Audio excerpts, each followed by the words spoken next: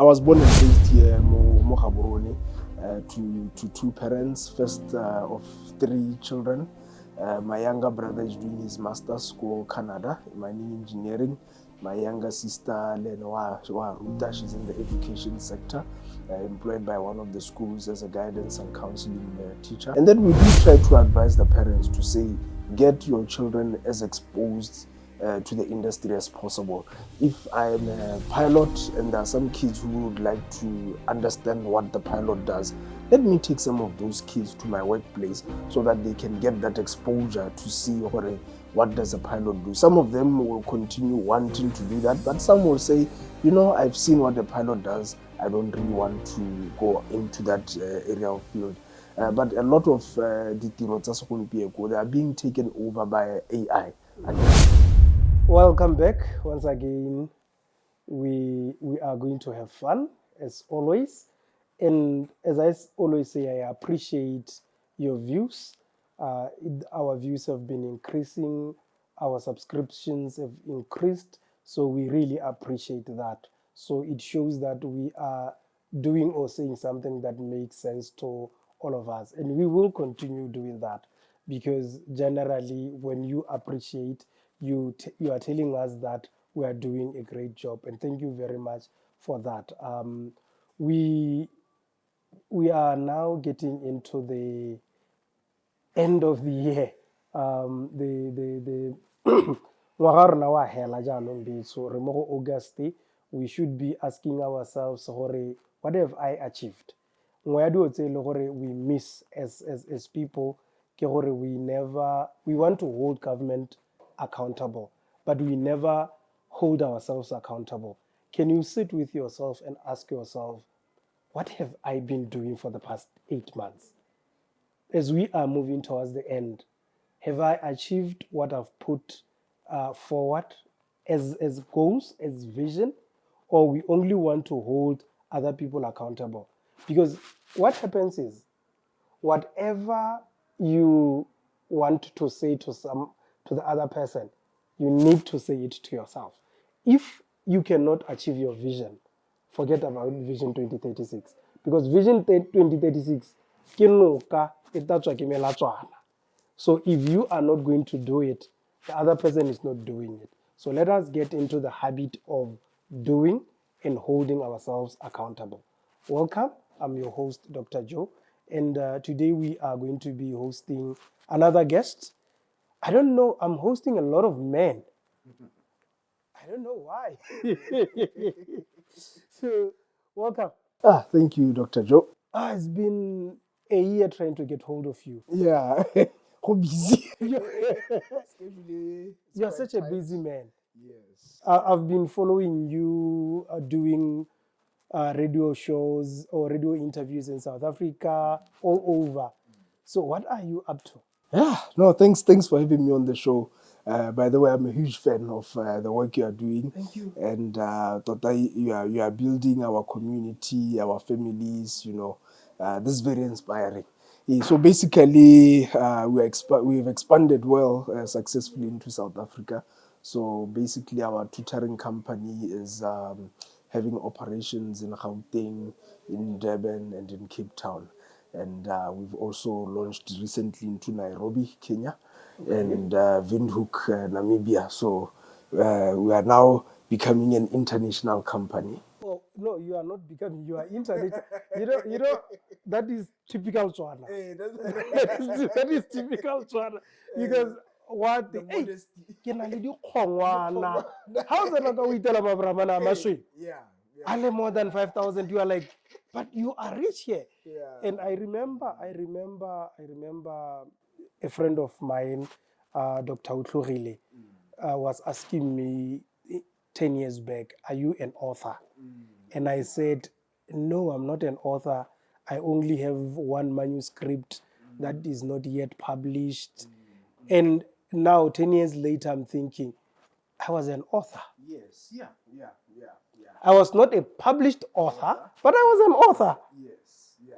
So we are that modesty. And that is not wrong. We need to package that modesty and make it work for us. Yeah.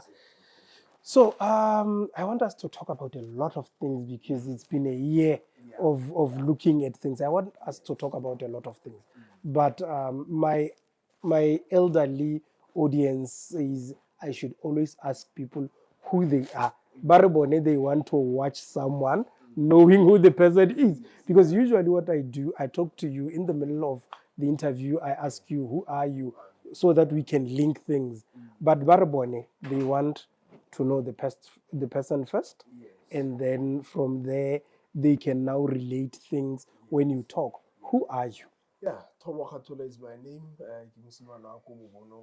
Oh, okay.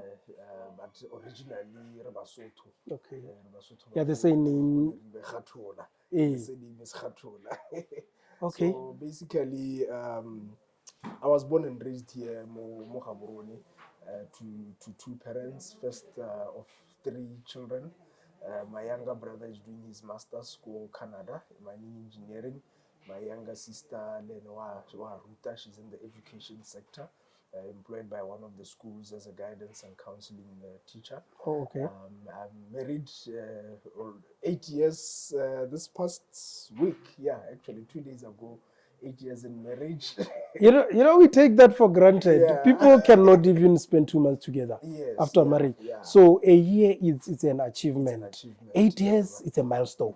And it's a God's blessing. Yeah, It's yeah, God's and we blessing. always forget that. Yes. Yeah. Or we cannot do it on our own. Yes. Yeah. No, I think Gibilelo and Hela marriage, it has really showed me it's one of the things, even like business, that as a person go handle and thing. And it's amazing to see how God is able to push you through the tough times, financially, emotionally, where all you can say is nearly it was by God's grace. And I have two beautiful children, daughters, 4 years old, and the other one is almost 2 years old. So, Oh wow, they are same ages as mine. As I have your- two boys. The firstborn will be turning 4 ka November. Yes. The second born is turning 2 ka yeah, September. I I remember. No, they're the same age. Yes, Yeah. So it was just a blessing. That's basically who I am. I'm a strong believer Christian, born again in Assemblies of God. I was born and raised in that church, and I'm still there.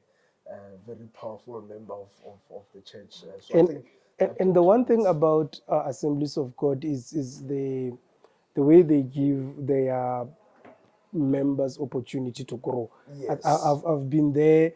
I was not ministering. I was talking to the youth, and I could see the youth sector that they are giving them the empowerment for them to become something. Yes, yeah. No, it really empowers us, even for the community. As you're a Christian, you are a huge part of the community, and we expect you to be a leader in the community,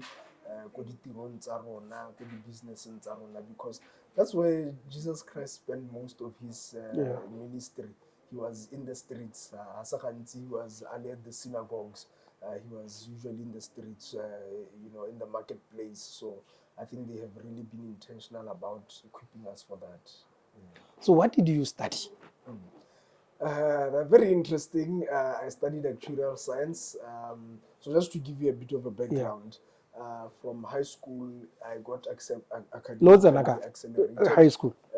Rainbow School. Oh, okay. Yes. So the first group of Rainbow from 1997 since we were some of the first groups of students. So I think when we started there in reception, like standard 4, and then when I was in standard 1, it went up to standard 7. Then when I was in standard 4, the high school started. So from reception until Form 6, I was at Rainbow School, and that's one of the attributes of my success, to say, my parents made sure they tried to, inconvenience themselves by getting private education. And, University of Pretoria, it was still from my parents, paying for me to do my degree there. So I think it's played a huge role in my life. Yeah. Well, ke ba go gongwe ke tla ke bua later on. One thing that I've learned in my primary school, I was at Frederick Maherero School in Mahalape. One thing that I think I picked was resilience. Yes, yeah. Because it was one of the schools that did not have infrastructure. At some point, the classrooms were really bad. But seeing this teacher coming every day, trying to give us the love, trying to encourage us, I think that is where I got my resilience. Yes, And as you are narrating, I see that your building business, it's more like rainbow building itself. Yes. You might not have thought about it, but unconsciously it has built on you that success comes slowly. You build the building blocks. Yes, brick by brick. Brick by brick. Yeah, So that is something that I pick as you are talking about you being at Rainbow. Rainbow area. No, so first track, I think when I was in Form 3, I did quite well. But the science, the PO, only the admits, So I got academically accelerated to write my Form 5 a year earlier. Oh, okay. And from that result, I got the top 5 results in the school. And I proceeded to do my A-levels on Rainbow. Also funded by my parents, and then I got admission to University of Pretoria for actuarial science, of which after my first year I got fail and discontinue. Okay. Yeah, The learning process. The learning process. Yeah. And then by God's grace, one of the HODs there just said, you know what, I'll register you to do economics, because I literally got 50% for it. It was the only subject I passed. Guess I got supplementary, so I got 50%. So I told her, you know what, I'm even ready to just do all first year courses. She somehow overrode the system and got me to do first year courses and second year courses.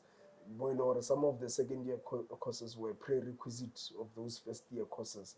So that is when Yeah. you would understand how yeah. the prerequisite work. Yeah. If you have economics 112 and economics 122 and economics 211, all of them are sequential. Yeah. You can't be registered for economics 2 first semester and second semester, but by God's grace, she just overrode everything. She took a chance on me. She put her job on the line, and from there, that was the turning point in my life.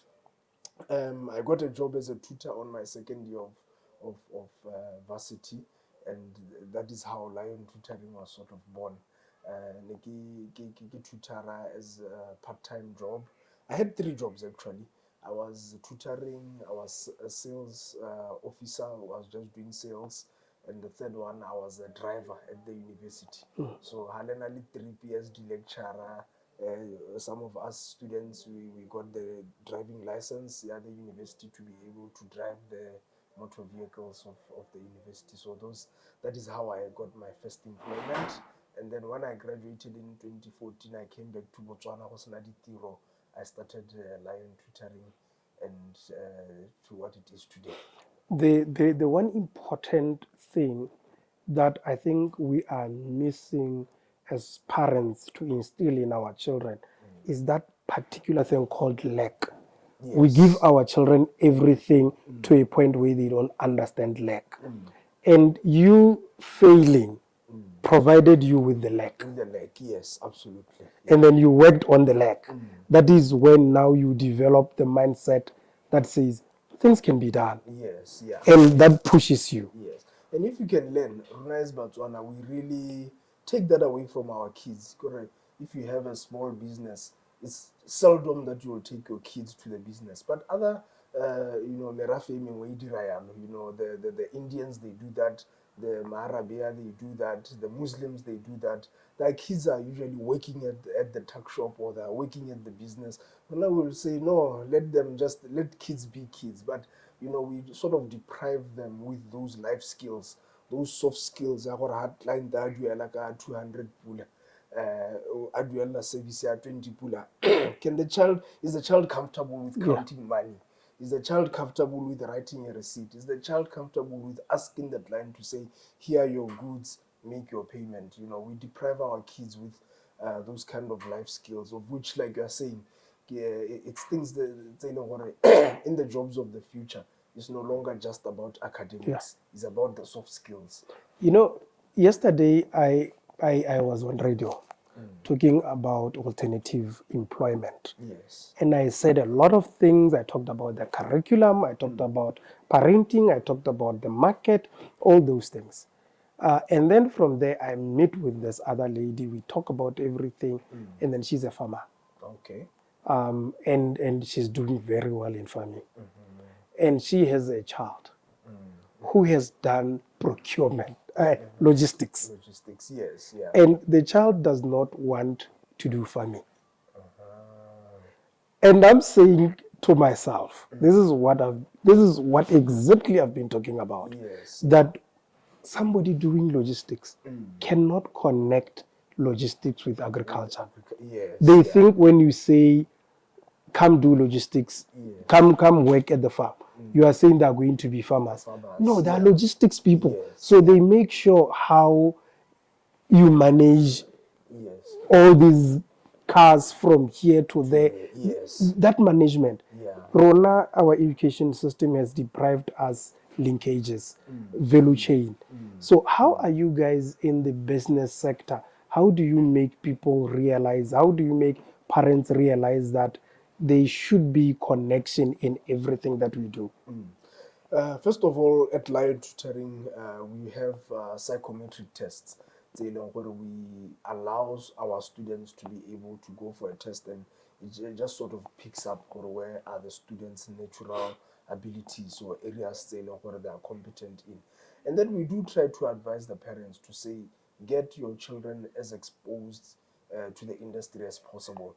If I'm a pilot and there are some kids who would like to understand what the pilot does, let me take some of those kids to my workplace so that they can get that exposure to see what does a pilot do. Some of them will continue wanting to do that, but some will say, I've seen what a pilot does. I don't really want to go into that area of field.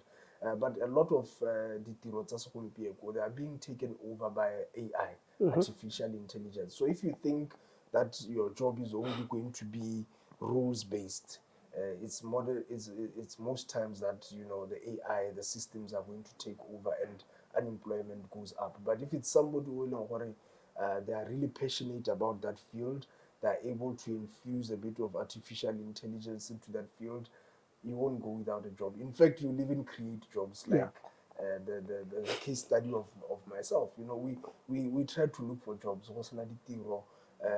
When I graduated, there's a time where I went to apply for internship, and they would say, right now we are placing people who graduated in 2009. Yeah. I mean, that when I graduated, that was like 6 6 years. yeah.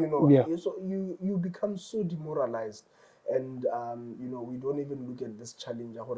There's unemployability, and then there are those who discourage job seekers. You no longer even want to put the CV. You no longer even want to go for an interview. How believe to interview. So those are some of the things where we get so discouraged if you don't have passion infused into your career. And what were the teething issues when you started Lion Tutoring? Because I would say in terms of making what do you call yourselves? Yes, tutoring or tutoring schools. Tutoring schools. Yes. People started really knowing them through you. Yes. So what were the issues when you started? Yeah, so when we started, the biggest issue was startup capital. But we did not allow that to block us, because when I started, I had the expertise of tutoring at University of Pretoria, in Pretoria, so I was like, if the government is not going to help me, if the banks are not going to help me, I might as well just do the service for somebody, then they pay me. Do the service for 2 people, then they pay me. 10 people, then they pay me. 20 people, then they pay me. Then those proceeds are what I considered as the startup capital. Those are the monies that I used to buy laptops, phones, furniture for the rental, all of those kind of things. So I think it was the biggest challenge, and even now up to today, for most entrepreneurs, startup capital. You know, our country doesn't take chances on entrepreneurs, on ideas, because they feel like they need to be at a certain stage of operation. But some of the biggest companies in the world, like your Facebooks, your Amazons, they started out of an idea and somebody to say, you know what, this idea makes sense. Let me back up this idea. So that is, I think, one of the challenges that we had, which is startup capital. You know, when I went to the UK, I was trying to do this counseling thing privately in my house, and it was only for let me study. So when we finished degree, the guys outside, they already had golf balls. And the moment I finished, I took a loan to get a car. And then I got a golf, and that car was a problem from day one. So by the end of year, I had already taken another loan to service this car. So I was earning less. And then I decided to start doing counseling at home. And it was only to augment the salary. I augmented the salary. There was no problem with that. And I was living the comfortable life that I wanted. Then 2013, I went to the UK. That was the aha moment when I realized that people are making business, serious business, in the sitting room. I'm like, you know, I was sitting with this lady and she's saying, I work with government. So what government does is that government gives me 10 cases of adoption. I do the adoption. And then from there, I give them the reports. After court, everything, I give the council the reports. And then somebody who was adopted will go to that council to get information and everything. But it is outsourced. And this person doesn't need to have an office because they only go to do assessments and write reports. And then I'm like, wow. And this is in 2013. That was 2013. And then 2015, that is when I started the company now, from my spare room in Solofelo East. And it was doing very well. I remember my neighbors said, Arona, we thought you have so many visitors. Because my clients, my clients were comfortable going to the house instead of going to the office. So sometimes, and I always say, for me, I need the laptop. As long as I have the laptop, I can work. So sometimes when you talk about startup capital, people are preoccupied with startup capital without starting something. So you start where you are. And when we look at you now, how many schools do you have? But you started with 2 clients. How many schools currently do you operate? So it goes back to what you were saying, that you know, right now we are not even a brick and mortar company. So we are not opening branches, but we are having our tutor. So basically how Lion Tutoring works, we deploy the tutor to your house. So if you want a maths and science tutor to your house coming Tuesday and Thursday for maybe a standard 7 learner, we'll obviously have the profile, and once you approve that tutor and you pay, we send the tutor to your house. So we not just have a centralized headquarters, Mosepoa, and the rest of our operations are done remotely at your house. So that is what has actually helped us to get into other countries, like your South Africa, your Kenya, your Namibia, and even online. We have online tutoring. We had students in Italy, Brazil, and Spain. Like you're saying, it's just a laptop. You know, you can be able to connect with somebody across the world because you are doing the same curriculum. It's IGCSE, it's IB, it's A levels, and they actually even prefer the Botswana tutors because Botswana are actually, like we were talking before the cameras were rolling. Botswana are more calm, you know, to our articulation of English is not that bad as opposed to other countries where there's a very strong accent. Our accent is not very giving away. I mean, you can't tell what this person is from Botswana, but with other online tutors, you can tell that this person is from this country. So, and also just the patience. Botswana are very patient kind of people. Our other counterparts, especially the most tutoring online tutors, agents are based in India. and you'd find that they're not as understanding as the Botswana counterparts, because they think it's very easy. So Yeah. if you as a student, you're asking the same question, and this is just me being general, I'm not saying they're all like that, but I would say with most of the Botswana counterparts, there would be a little bit more understanding. They don't mind going over the concept over and over again until the student grasps the concept. The impact of Lion Tutoring. What would you say in the past 10 years or so that you've been operating has been the impact? Yes. Do you see the impact? How do you measure the impact? And yeah, how do people look at you now? Yes, yeah. So with Lion Tutoring, there are certain SDGs, your Sustainable Development Goals by the UN. The major one is quality education. We're able to bring quality education at a fraction of the cost, because we've started introducing your homeschooling, where a parent can pull out a child from school and have them homeschooled.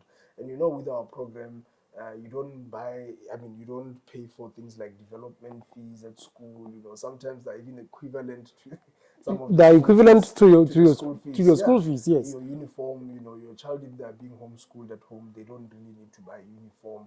Obviously, Transport card, transportation, yeah. food, and all those other activities that come with a child being enrolled at school. So we are able to provide quality education, even better than what a student in a public institution would get, at the fraction of the cost. And convenience. And convenience, yes, absolutely convenience.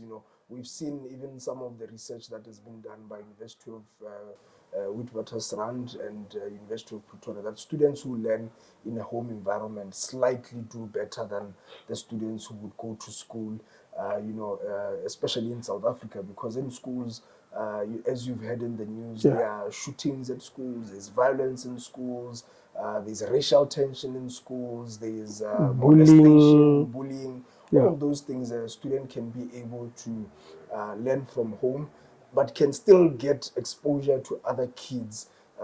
As we always encourage parents, or enroll your child for maybe sports outside. They can interact with other kids at a gym. They can get gym membership. They can go play at a local sports club. But the actual learning takes place at the comfort of their home. But when you talk about social interaction, because it's very important for me, Yeah. don't you think in the near future you can have your students coming together Yeah. for sports day? Yes. They will not know each other, but they will Yeah. come for sports day. They will all know that they are from Lion Tutoring, Yes. Yeah. from different aspects of life, and they come together to play, to swim, to compete, and all those things. Yeah, no, we have that actually. We have your swimming lessons. At our previous branch in Pakalani, we had a pool, so the students would come together, then they would interact together. But we actually even encourage parents, or the kids need to even interact with kids from outside. Yeah. In the kids who are actually going to your conventional schooling, kids who are other races, other religions, it's really important to have that social aspect. And then the other impact we have is job creation. Over the past years, we've created more than 1,000 jobs, of which That's on great. on a year-to-year basis, we have 300 to 400 tutors who are active. And most of them is their first jobs. Some of them we even take retired teachers. We have a good balance between young educators and old educators. So even in the terms of the impact that we have on job creation is quite significant. The other impact we have is also the pass rates. Our students, year on year, we maintain above 90% pass rate, and we actually calculate our pass rate more stricter than the schools. So now we do credit pass, so C going up, of which you'd find if the Ministry of Basic Education releases pass rate, sometimes they include, or most times they include D and E. We don't. We put ourselves under such tension with our students to say D and E. We don't consider that as a pass. But we obviously do encourage parents to get students into the subjects or the areas that they are strong in. A child doesn't need to have passed mathematics for us to say they are doing well in life. It could have been a student who is a little who's good in sports, or a student who is good in singing or in arts. So we try to really streamline and get the parents to understand what a child can have strength in a particular subject, which might not be deemed as marketable. So those are some of the impact. And when you talk about the last point, 2 weeks, 3 weeks back, I was invited to go and talk to Naledi students, and I was talking. I always talk, and then the parent 3-4 days later calls me and say, "How do I register my child for UB marathon?" Okay. And I said, "Call whoever to call." Yes. And she says to me, "You've made an impact on my child," because we were not hearing each other. I was not listening to her. But after talking to her, you've made me even to listen. Because now when she came, she did not come to me to force me that she wants to venture into athletics. She Yes. said to me, "Mom, each and every child is gifted differently. Yeah. And I don't think I'm gifted where you are pushing me to go to." Yes. And as a parent, I wanted my child to go to varsity to do this and that. But after you talked with her, she sat down with me and said, "I want to pursue this." And then we are going to start with athletics, with the UB marathon, and we're taking it from there. And this is the impact that, because you have parents on one-on-one, Yes. this is what you should be also talking to parents to know that employability is not a degree. Yes. Yeah. You know, parents, we are insecure. Parents, we are insecure. You'd find, as a professional, I may have wanted to study a certain course, then I didn't get in. Yeah. And for me, I would want to push my child to study that course. Maybe I wanted to study law, and the cutoff point didn't go the way that I had planned, and I was taken to study accounting. But my idea for my child is, I want this child to be a lawyer. Yeah. And that child maybe is a musician. That child maybe is a sports person. That child maybe is a mathematician. But because now I'm going to perpetuate my own insecurities of the past, most of the time we do these things unconsciously, like the example that you are giving, that when the child comes to the parent and says, every child is gifted differently, and my gifting is according to that. As a parent, we need to strive to make sure that our children perform in their gifting. Let me give an example. My 4-year-old, she says she's Dr. Yamas. So every time we have to call her doctor. And my hope was, maybe my children one day will grow to be entrepreneurs and take over the business. But that is not what her calling is. And well, she's still 4 years old, and it might change over time. With children, it always changes. Yeah. One day they wants to be a ballerina, the other day Yeah. she wants to be a chef. And as parents, we need to go with that. We need to celebrate that, and we need to be able to change and navigate with the child, because at the end of the day, we work so hard for our children to go into something they want. Imagine if your child graduates from that degree that you wanted, and they become a miserable adult. They're in a field that they don't even like, but because mom wanted me to be a doctor or dad wanted me to be a lawyer, I end up becoming that. But I was going to be the world-class musician. I was going to be a world-class artist. Yeah. And one thing I would like to Hokalema our Botswana, this thing of saying, where are you going to work? Do you know that even the course that we deem to be very marketable, we are struggling to get people to get jobs? Yeah, the engineers. Actually, the nurses, it was easy. Every parent towards after 2006, after 2008-9, the economic meltdown. Yes. Pushes to nursing. Yes. How if you've done nursing, you are going. It's easy to get a job. It's easy to get a job as a teacher. Yes. But now we are sitting with 41,000 unemployed graduates. Yes. Yeah. And I'm thinking, Malik, when you told your parents that you want to do these things, what were they saying? Yeah.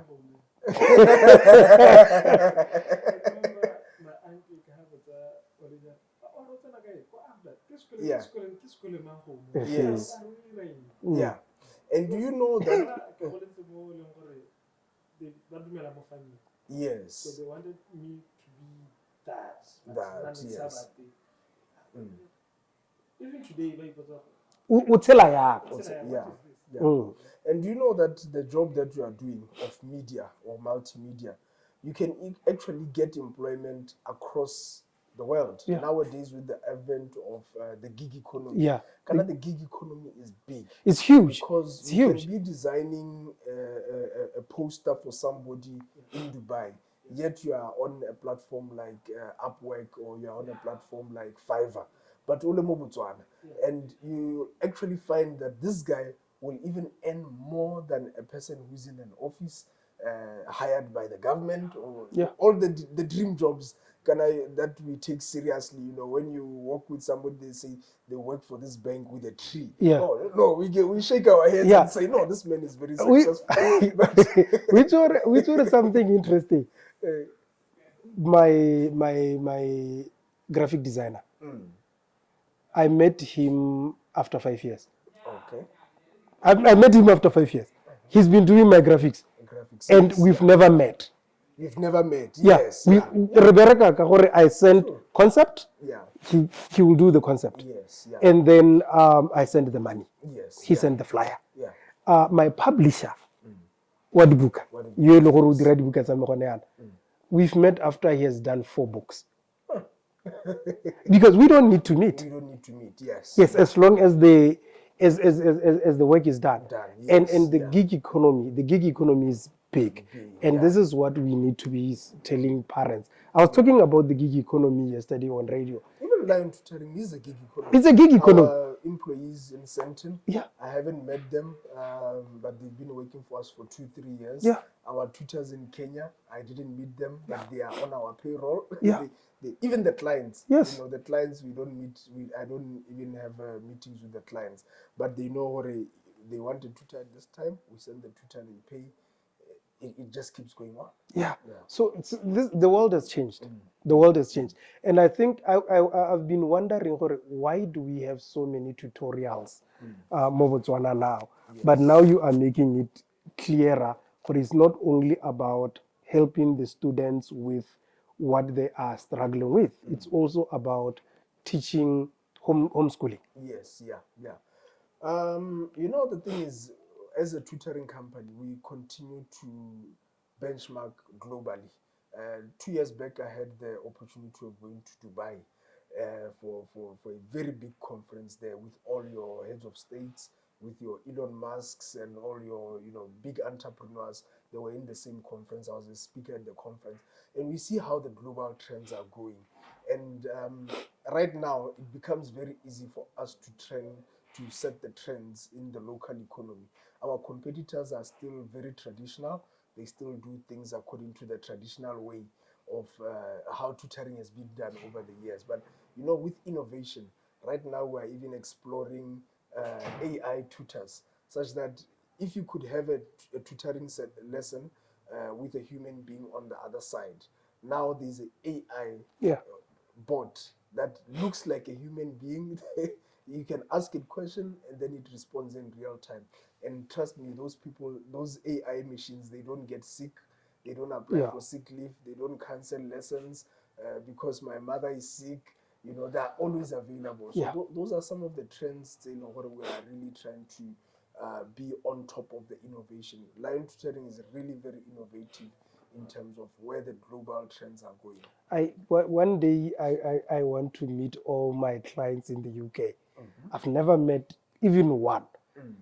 And the way they recommend me to do their adoption, their marital counseling, someone who has been in the UK for some time will call and say, we will be speaking in English. Throughout the counseling session. But they will tell you, I want Botswana because Botswana understands when I say I went to see Bomalume. Yes, yeah. When there's a marital issue. And then the white counselor will say, you are a grown person. Why do you have to go to another person? You need to make a decision.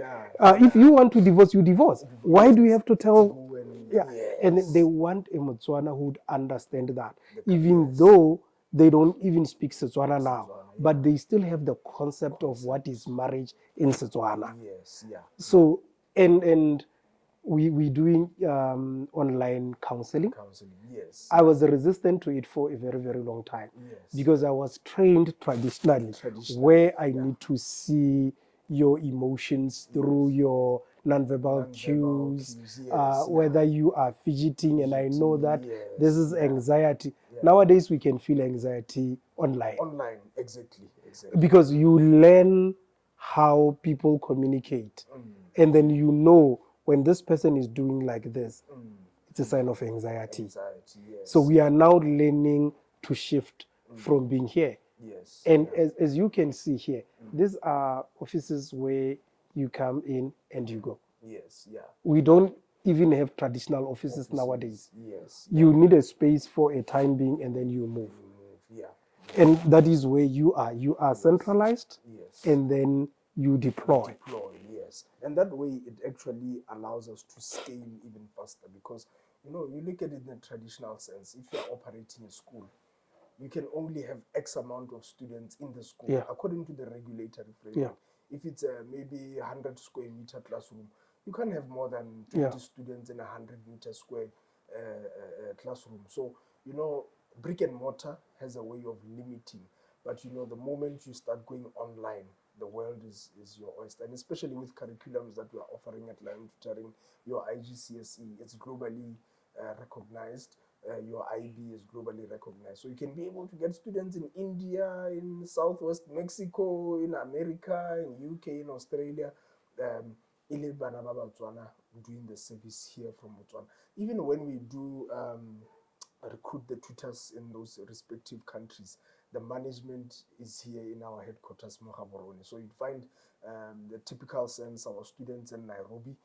If a tutor is running late for a lesson, it's the local Motswana who's going to be liaising with the customer and the tutor to make sure that we manage that relationship. So you'll see all our relationship managers are based here, and it creates more jobs for the Botswana economy. So we need to have a sit down with the minister of especially basic education to talk about how we can transform our curriculum to meet the contemporary issues. Yes. Because the current, it's interesting how we are using the 1994 education policy trying to address the contemporary issues. Yes, yeah.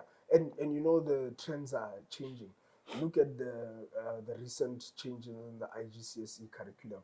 This year is the first year that there's a paper 2, mathematics is not going to be used calculator, because they understand that they are tapping.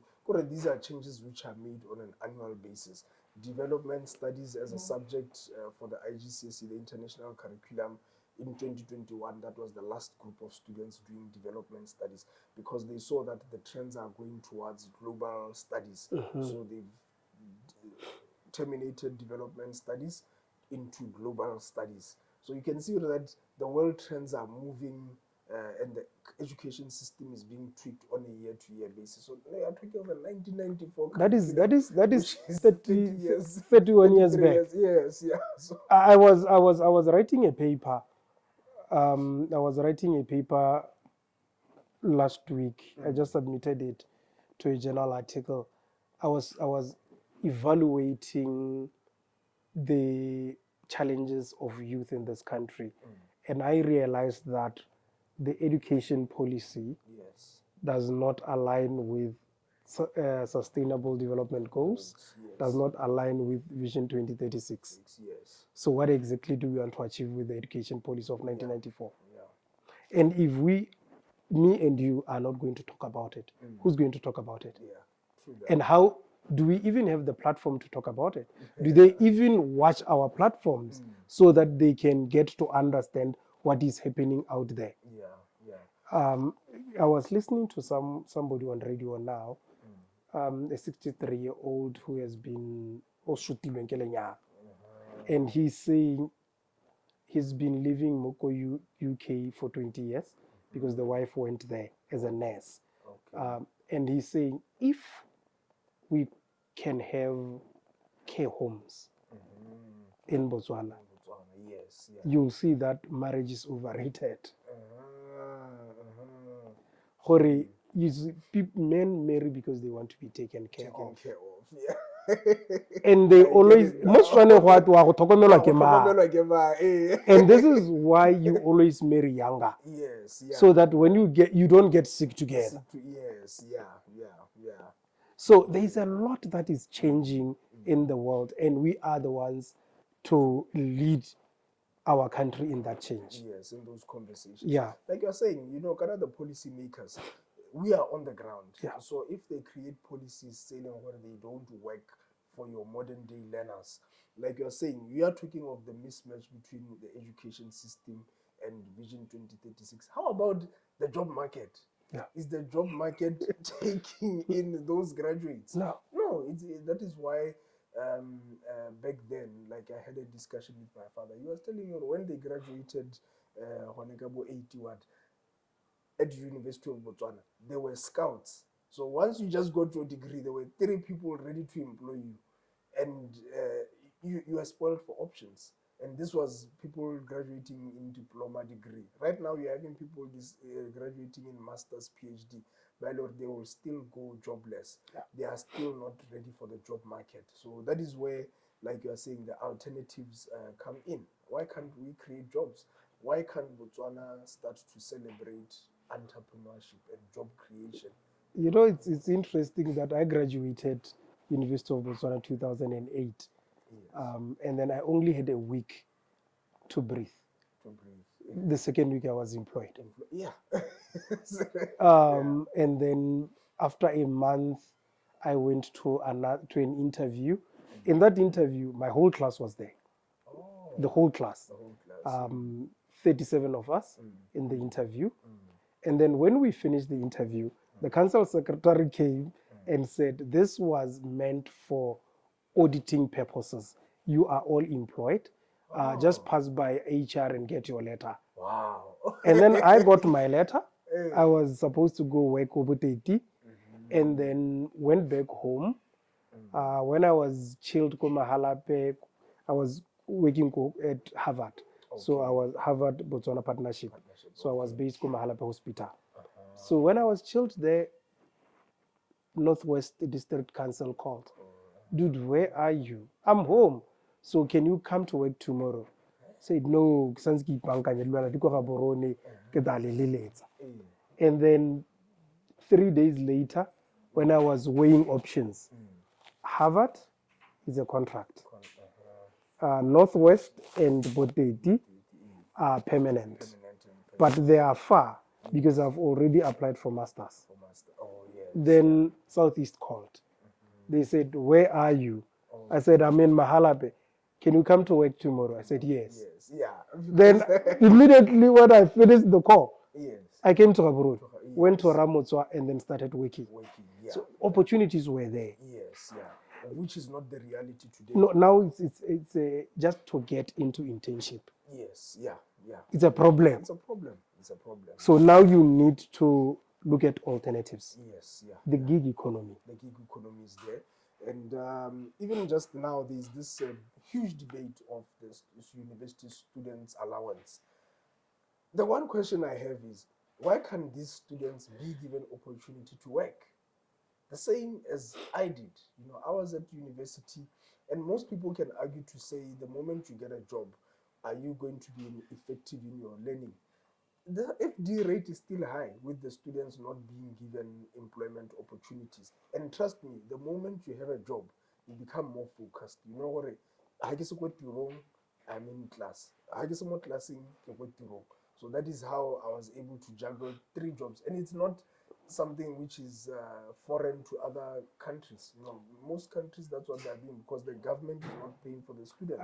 I got the shock of my life when I went for PhD in PE. Botswana students were the only ones who were not working. Yes. And then I asked why. They said DTF doesn't allow them to work. The policy says they should not have a meaningful economic anything. I was shocked. How do you develop them? True that. How do you develop your students to become better human beings after school if they are only concentrating on theory? The theory, yes, And when you go to Stellenbosch, almost every enterprise is run by students. Here, when you talk about that, juggler the two, but the world has long moved away from just concentrating on that. True. We had students even on the university working for companies like Deloitte. The second year, some of my colleagues that were doing actuarial science together, they were recruited by Deloitte. During the term, the Deloitte would give them a scholarship, so they would still be able to do, some days they would go to the office and do some work there. So I think it's something that the government really needs to look at. There's so many employment opportunities that those children can do to augment and work for their allowance. Actually, I strongly believe that allowance should be given to those who need it. Yes. Majority of those who are fighting for allowance don't even need the allowance. But the students that are willing. Another problem is now that clause. Yeah. It now prohibits them. If that clause wasn't there, the students are willing to work. We had a lot of, even up to today, we have a lot of graduates, students who have graduated in the first degree that are doing PGDE that would still come to work for us and attend lessons at the same time. And also the students, for me, just that I'm using this office, they always want to volunteer. Yes, But with us, it's sensitive. It's very, very sensitive. So people become uncomfortable. How these are volunteers? Yes. Where are they going to take our information? Yes. Yeah. No, absolutely. Well, I think we had a very interesting discussion. I want to believe that next time you can bring either the employee or the parent or the one who benefited from Lion Tutoring, so that now we move away from talking, but we now talk the results, the impact. No, I'll take you on that offer. Yes. So when you come back from where you are going, bring someone. Bring a student. Yeah. We have actually a student that is now a commercial pilot. Yeah. We are so proud of him. Shout out to Chris Tarasana. He was a student with us, and he wasn't really doing well in math and science, and the family brought him to us, and right now he's flown. I agree with the pilot, you have to fly a number of hours. So he's now got his license to train, and very soon he will be a commercial pilot, being able to fly for commercial airlines. So those are some of the case studies that we would like to bring to your amazing studio, and you can now get it straight from the horse's mouth. Yeah. Yes. Yeah, I think we also have to redo the 1 year cancer with the doctor. Yes, the first one. They are now open. I'll talk to him to bring his students, and then we'll have the discussion. Thank you very much. I think this has been the longest. Time flies. Barry, when you have something to talk about, time will always fly. Absolutely. Thank you very much for gracing our podcast, and we hope to see you next time. Thank you very much, guys. We'll see you on the next episode.